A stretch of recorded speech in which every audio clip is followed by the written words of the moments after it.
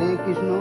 শ্রী শ্রী রাধা গোকুলনাথের কৃপায় আজ 24শে জুন 2025 উত্তর চব্বিশ পরগনা জেলার বসিরহাট এলাকায় একটি স্টুডেন্ট হোমে গোকুল ফাউন্ডেশনের পরিচালনা ও শ্রী রামকৃষ্ণ সত্যেন্দ্র আশ্রমের সহযোগিতায় ছোট ছোট শিশুদের পুষ্টির উদ্দেশ্যে 1 গ্লাস দুধ প্রত্যেকটি ছাত্রের হাতে তুলে দেওয়া হয়।